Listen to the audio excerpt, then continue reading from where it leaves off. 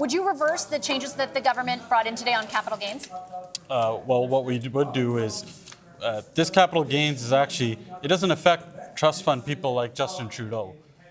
At the end of the day, what this budget did was, what it's done for the last 9 budgets, it's affected the middle class families.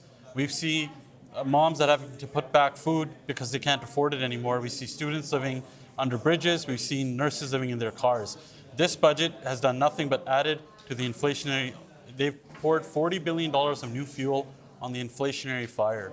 And actually, what the problem here is that we have a productivity issue in this country. Justin Trudeau has overseen some of the worst productivity growth in Canada's history. And any announcements in this budget today does not address that. Okay, and we'll get to how a Conservative government would address that. But my question, the substance of my question was about what you would do around capital gains. And I'll tell you why I'm asking. The finance minister stood up to respond to Pierre Poilievre in the House of Commons a little bit earlier today and said that your party was unprepared to go after wealthier Canadians. Is that true? Would you not reverse, or would you reverse, rather, what the government brought in today on capital gains? Can you be explicit? Well, the finance minister failed to mention it's under her government that we are in the place where we are today. In fact, our leader has been clear on this. It's because of those failed policies that the middle class is the one that's suffering the most. It's not people like Justin Trudeau. That's not an answer to my question. Well, I'll tell you that it's people like Justin Trudeau don't have to worry about these kind of taxes. And although it might be a measure, at the end of the day, middle-class families are the ones that are suffering. It's those single moms, it's the seniors, it's the small businesses that are most affected. Those are the people that have no support from this budget.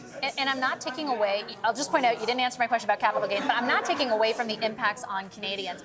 The government would argue that the reason that their deficit is $40 billion is because they're making a host of investments that will spur, for example, the supply of housing and depress prices so that people can start being able to afford them. Is that different than something that your government would do? Because a lot of the stuff they've announced on supply is identical to what Pierre Poilievre has talked about. It's been 8 years, and $89 billion is what they committed to housing. They've been promising that they were going to get more homes built. After committing $89 billion, Canadians got double the housing costs, double mortgages, double the rents. It takes double the amount to save up for a down payment on a house. On top of all the spending, Canadians got the most 40-year highs in inflation and the most rapid interest rate hikes in Canadian history. Are you attributing that all to the government? If you don't want to believe us, we just have to listen to Tiff Macklem recently just said, once again confirmed, that the government's fiscal policy and his monetary policy are rowing in opposite directions. What does that mean? He's trying to tame inflation that's being caused by the government's deficit spending. Former Liberal Finance Minister John Manley explained the situation very correctly, that the inflationary spending is like the Liberals stepping on the inflationary gas, while the Bank of Canada is slamming on the brakes, which is the higher interest rate hikes. It's those interest rate hikes that was caused by the inflation the government caused that are keeping builders from building, buyers from buying, and developers from developing. This is why we have a supply issue. In fact, CMHC says that there will be less home starts this year. They're going to be going down, and there's going to be less homes started than back in the 1970s when we had half the population. But that wasn't entirely created by the government. Inflation is not just a product of government spending. It somewhat is. But it's also not just the federal government. It's provincial governments as well, including the Conservative one here in Ontario, which blew past its projections for a deficit by more than $9 billion. Do you hold them culpable for inflation and what Canadians are facing right now too? Governments should control their budgets. It's simple. But the governor of the Bank of Canada was clear when I asked him this question, that the government's fiscal policy is going in the opposite direction of his monetary policy. I was very clear and asked him, why did he have to keep the recent rate hold? Was also a factor. Was a big factor in the reason why he didn't. He said it was a factor. He didn't say it was the whole thing, but he said it was a factor. But it is a factor. Let me circle back then to my original question, which was around what you would do differently. Because the contrast that the Liberals are aiming to create with Canadians is that they are prepared to make these investments and a Conservative government would not. And the investments are not limited to just increasing the supply of housing. The bulk of what the line items for the government include things like old age security. They include things like the Canada Child Benefit, like the daycare subsidies that have reduced the prices for so many Canadians across this country. Which of those would you wipe off the table in order to rein in spending and therefore impact inflation to the degree you say a Conservative government could? A common sense Conservative government would bring in a dollar for dollar law. What does that mean? A dollar for dollar law. Any department that spends a dollar would have to find a dollar of saving. We see many small businesses and middle class families having to do the same inside their own households. Government should work the same. We need to keep more money in the pockets of Canadians. We would axe the tax on top of that to bring down the cost of gas, groceries, and home heating. We see groceries that are more unaffordable because of the carbon tax. We would get rid of that tax to help bring that down. We would build the homes. Our leader, Pierre Poilievre, has a bill that's tabled in Parliament right now that would incentivize municipalities to increase permits by 15%. With money. You'd incentivize them with government spending. The infrastructure dollars would go to them anyways. And of course, if they meet the target, just like any realtor, if you meet or exceed the target, you will get a building bonus in infrastructure dollars.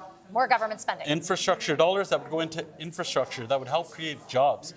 And if they don't, then we would withhold those infrastructure dollars from them until they meet those targets. So for dollar, if you're spending, does that mean, for example, if your party is elected into government, if you keep the Canada Child Benefit and it's a $25 billion expense, a line item each year, does that mean you're going to cut $25 billion from somewhere else? Where we'll find some savings is some of the waste that the Liberals have created. A $35 billion infrastructure bank hasn't built a single solitary project, but they've shoveled millions of dollars into bureaucracy or liberally connected consultants.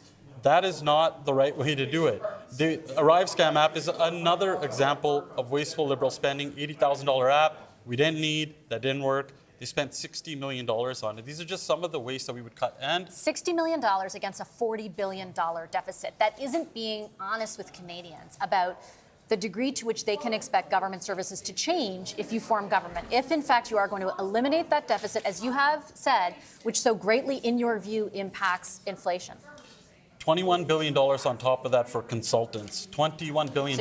So a Conservative government wouldn't hire a single consultant? And I will say, Vashi, that as a small business owner, we know that it's important to control your expenses. The other side to this is the productivity issue that I mentioned. Mm-hmm. It's because of how bad productivity is under 8 years of Justin Trudeau.